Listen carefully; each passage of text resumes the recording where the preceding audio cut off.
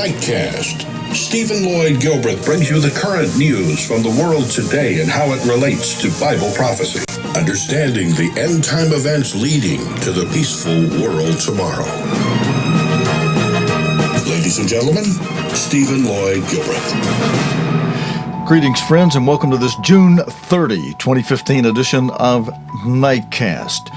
Opening story tonight, Greece has failed to make its payment due to the International Monetary Fund.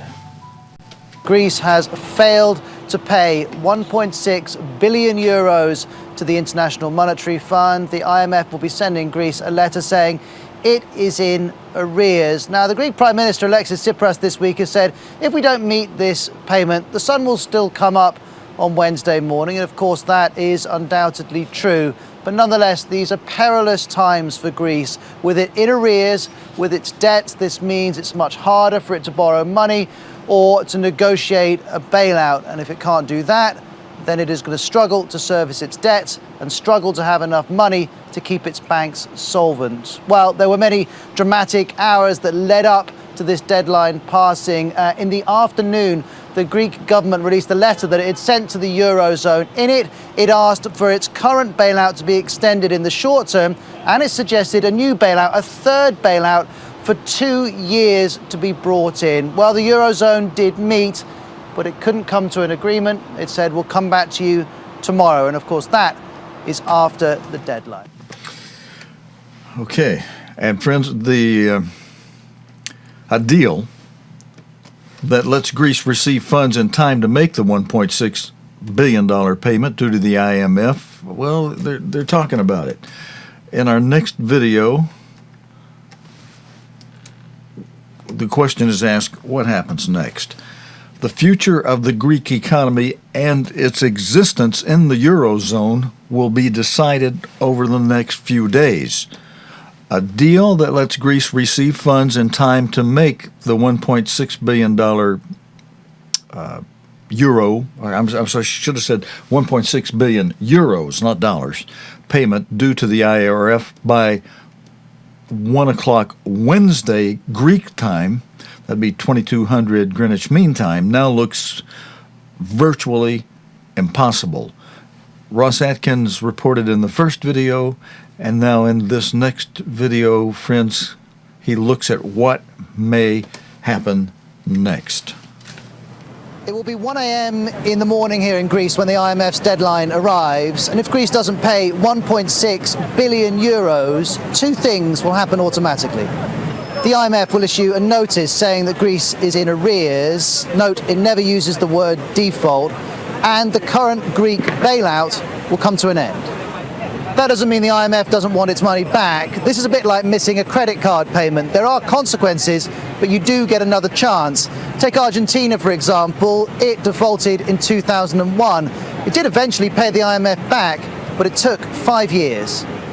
Not making this payment will badly damage Greece's ability to borrow money. It's already an outcast from the international credit markets, and while it's in arrears to the IMF, it makes it highly unlikely that the IMF itself, the European Central Bank, or the Eurozone would lend it any more money.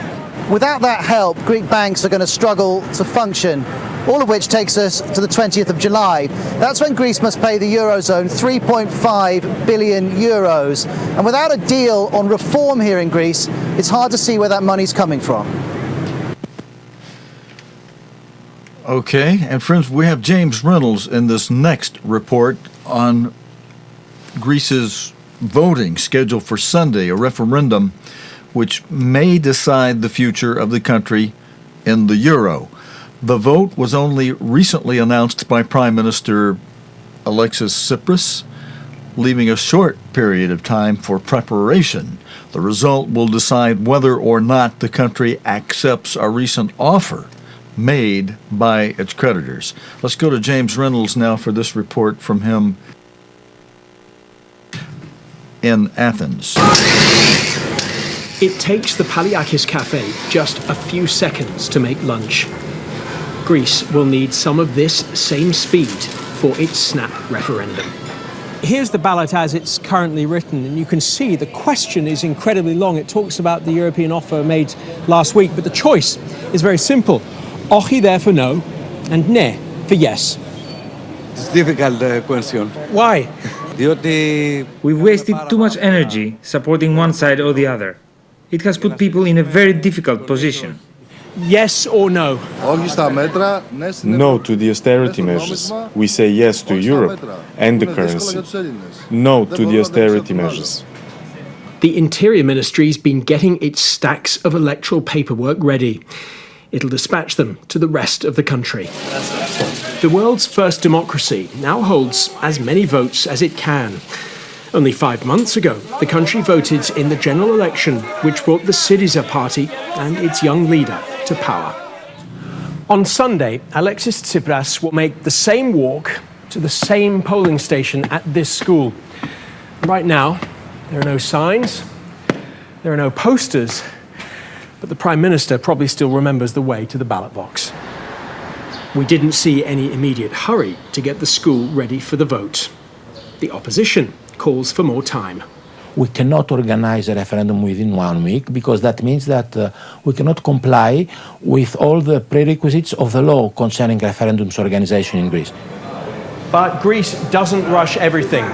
Some things done well take time.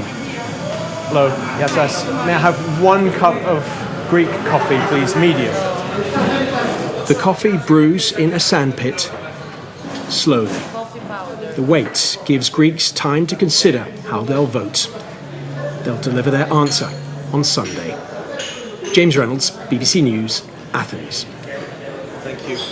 Friends, when men obey their Creator, God says in Leviticus 26 and Deuteronomy 28, the blessing and cursing chapters, he starts off by saying, if you obey me, if you diligently hearken to keep my commands, my statutes, my laws, my judgments, why, I will just give you blessing after blessing, and God enumerates what are those blessings. He tells us that he'll give us rain in due season, and that's both an individual and collectively a national blessing. You know, you'll just rain in due season, just the right amount of rain, not too much so that it's flooding, and not too little so that it's droughts. And, you know, either way, too much flooding kills your crops, and drought kills your crops and your fruit trees. There are other blessings God announces. Collectively, as a nation, he says, I'll make you the head, not the tail. I'll make you the lender, not the borrower. 5 of you will chase 100 of your enemies, and 100 of you will put 10,000 of your enemy to flight. And he announces other blessings.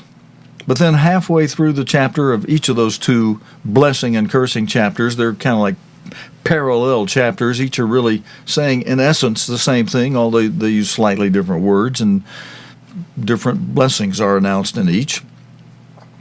But in the second half of each chapter, he says, if you do not hearken to the voice of the Eternal. In other words, if you disobey me, if you don't obey my commands, my statutes, my judgments, which God wrote for us in love, because really they're telling us, 1, how to love our God who created us, and the true God we're talking about, not a false God. And secondly, they tell us how to love one another, how to love our fellow men, how to love our neighbor. Don't steal from him. Don't lie against him. Don't commit adultery with his wife. Of course, now things have gotten so perverse. You know, that law would not apply. I mean, a man and a woman, they're committing something weird and perverse. So, I mean, you moot out the provision of committing adultery in a marriage that's not really a marriage anyway. God defines marriage, not man. Man's attempt to redefine what God initiated and defined is just another one of the things man is doing to write the lesson in human history that without God, man cannot effectively govern himself. He creates chaos, lunacy, perversion, and he makes the Creator God angry, who says, if you don't obey me, you get just the opposite of the blessings. You'll be the tail, not the head. You'll be the borrower, not the lender. And look at what's happening to people that borrow too much money and have trouble trying to pay it back. They get into all kind of just trouble. When it comes to enemies, your enemies will chase you instead of you chasing them, and I will break the pride of your power if you continue to disobey me when I start the curses and I multiply them 7 times, and you still don't obey. I will break the pride of your power. And then from there we proceed to the prophecies God sent through the prophet Ezekiel. I've mentioned that many times before on this program, but I'll mention it quickly again here tonight. In Ezekiel 6, verse 6, God says, if you don't repent of the disobedience to me, all of your cities will be laid waste by your enemies. Now that's a prophecy, even though Ezekiel, an ancient prophet from long ago, spoke that in, again, the book of Ezekiel, chapter 6, verse 6, easy to remember. It was written for our day today because when Ezekiel lived, and Isaiah too, it was not possible for what God spoke to us through Ezekiel to happen. It was not possible to lay all of the cities of modern-day Jacob waste. Modern-day Jacob being the sons of Joseph, Ephraim in the UK, Manasseh in the United States. All of your cities will be laid waste. That couldn't happen before the invention of the modern nuclear bombs and missiles to carry them. So, friends, that's a prophecy for us today. And with all of the recent court decisions out of the Supreme Court of the United States, contrary to, against God's law, well, it's no wonder that we're seeing some of the next things we're going to announce that are announced in tonight's news. A series of major wildfires have been burning across thousands of acres of Washington state, over 190 kilometers, 120 miles east of Seattle. The hot summer has also brought wildfires to parts of California and Alaska. Tim Allman reports. Strong winds plus high temperatures equals this. A huge fire sweeping through thousands of acres of grasslands and brush. It's thought the fire first erupted here on Sunday afternoon and has been burning across the eastern foothills of the Cascade Mountain Range.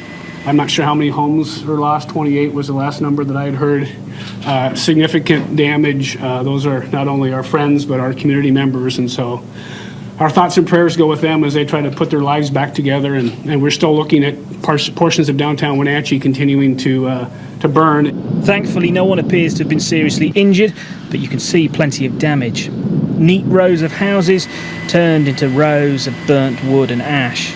The explosions last night, we heard 4 or 5 really big, loud explosions, and there was good flame, big flames up there.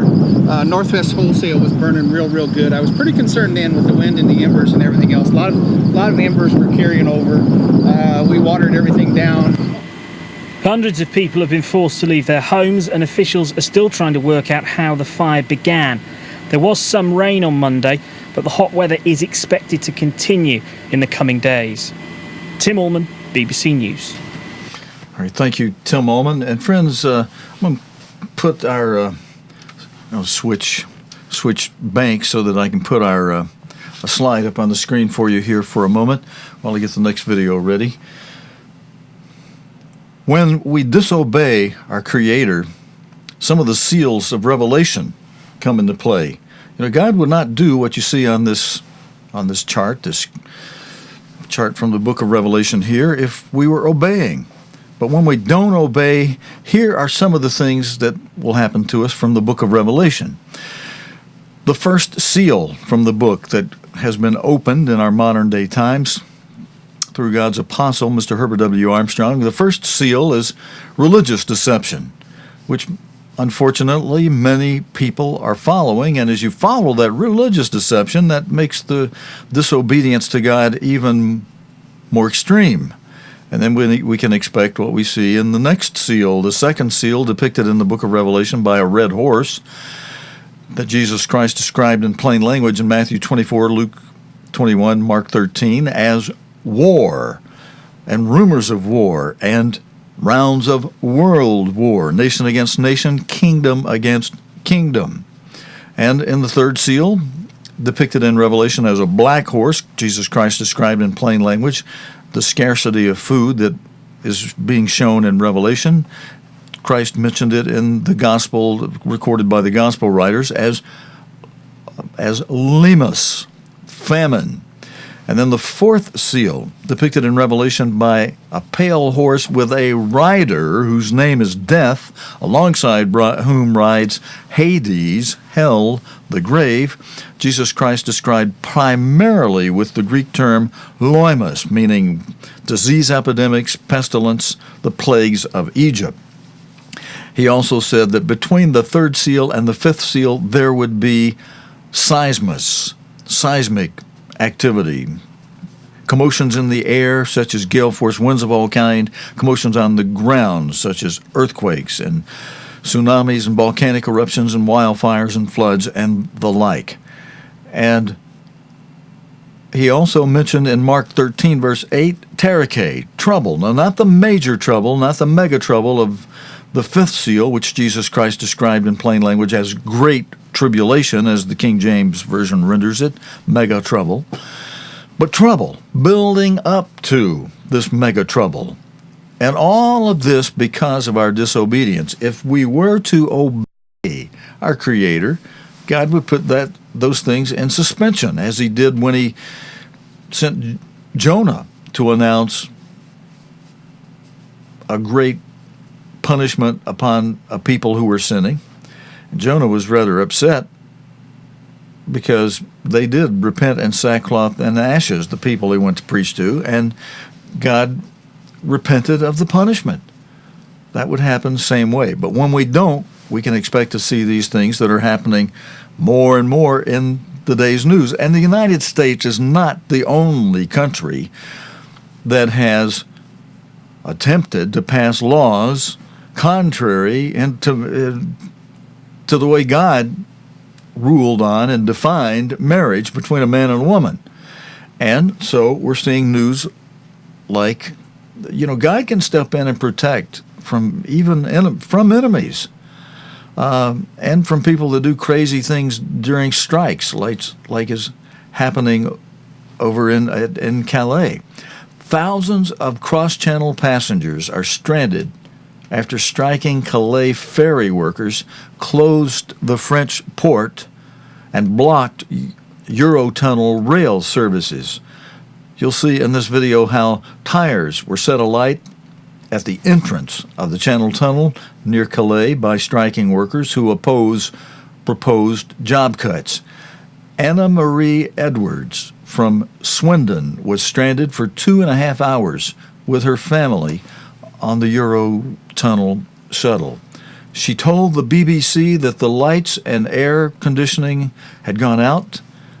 You'll hear her mention this, and she describes the experience as terrifying. Well, it was absolutely terrifying. We knew what had transpired because it'd taken us so long to actually get here from Swindon. But the train was halted 10 kilometres from Calais, and initially we weren't told what was going on. And then we were later informed that the control centre had to stop the train because something had happened on the track. But it was quite a while before we really knew what was going on. In fact, we're still not sure, and we're still queuing to find out how we're actually going to get to France. What was it like inside there? Terrifying, absolutely terrifying. Initially, the lights went out, the air conditioning was turned off. Obviously, it's incredibly hot. Everybody was panicking. I was panicking. My son felt faint. I mean, it was just absolutely terrifying. We weren't informed, like I say, initially what was going on, so we had no idea. I mean, anything could have been happening, and we're all really, really shaken up, and still everything is up in the air because we have no idea how we're going to get to France. We're all still queuing. It's an absolute nightmare. Okay, friends, and more trouble around the world. More than 100 people are feared dead after a military transport plane crashed in a residential area of the Indonesian city of Medan. Our reporter on this, Alice, I hope you're going to say your last name yourself. I'm not even going to attempt to mess it up here. I need to hear it another time or two. She's going to tell us how, Alice is going to tell us how the Hercules C-130 transport plane hit 2 houses and a hotel before bursting into flames, creating a huge fireball. Let's go to Alice. The C-130 Hercules is barely recognizable, and so is the neighborhood around it. Rescuers tried desperately to find any survivors. Dozens of people are believed to be on board the plane, along with 12 crew members. The plane hit homes and stores, trapping people inside the wrecked buildings. Medan is Indonesia's 3rd largest city. Curious residents have been flocking to the crash site to see the disaster for themselves. Many of them have taken photos and videos of the aftermath, showing what remains of the large military transport plane and the lives that perished with it. It didn't take long for the first bodies to be found. It's still unclear how many of the dead recovered were killed in the plane and how many died on the ground. The number of those who died continues to rise, and families are left wondering what caused the aircraft to fall out of the sky so soon after it took off. Another Hercules crash in 2009 killed nearly 100 people. Many in Indonesia are calling for an upgrade of the mostly outdated military hardware. But the country's economic woes are making it unlikely to increase the defense budget anytime soon. Alice Budisatrio, BBC News, Jakarta. Okay, thank you very much. Alice, I heard that. Let me see if I can do that. Alice Budisatrio. I hope that's close, Alice. I hope that's close. More trouble, friends. In Japan, commuters flee a Japanese train after man sets himself alight, ablaze in flames. Rupert Wingfield Hayes has this report.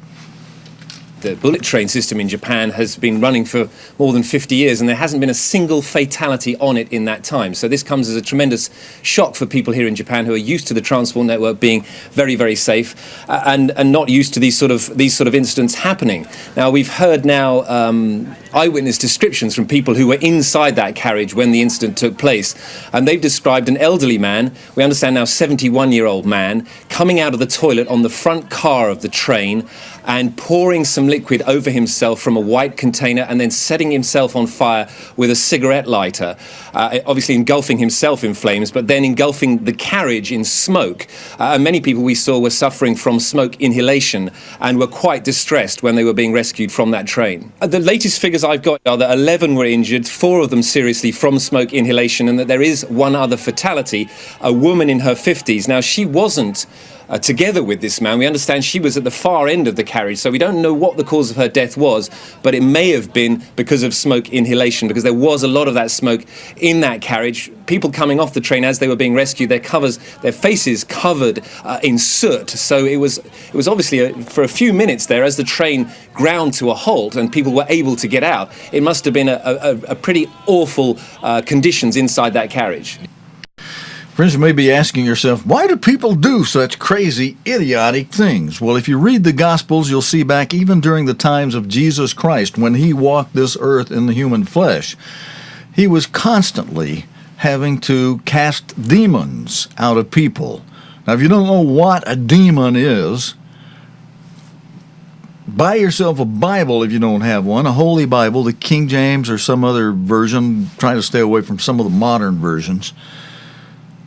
But get yourself a Holy Bible, and by Holy Bible, I don't mean anything else but the one that would relate to or associate with the King James Bible. It could be another version. It could be the Revised Standard Version, Moffat. I want to be careful there, though. There's some beautiful expressions, but there are some errors there. But I'm just trying to tell you, I'm talking about the Holy Bible, and not something like the Quran, which was written around 600 AD and after, which is not the Holy Bible.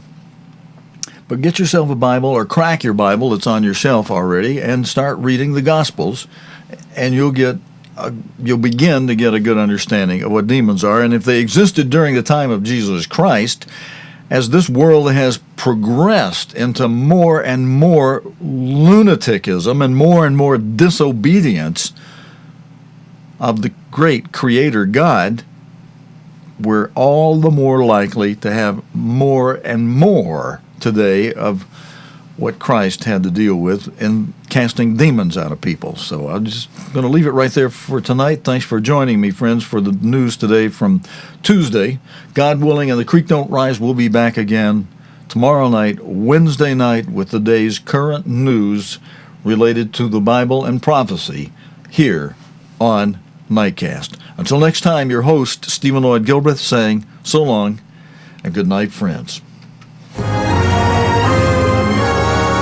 You have been watching Nightcast with Stephen Lloyd Gilbreth. Nightcast can be seen Sunday through Thursday nights here on cogtv.org. Tonight's program is also available anytime on demand in the cogtv.org video archive.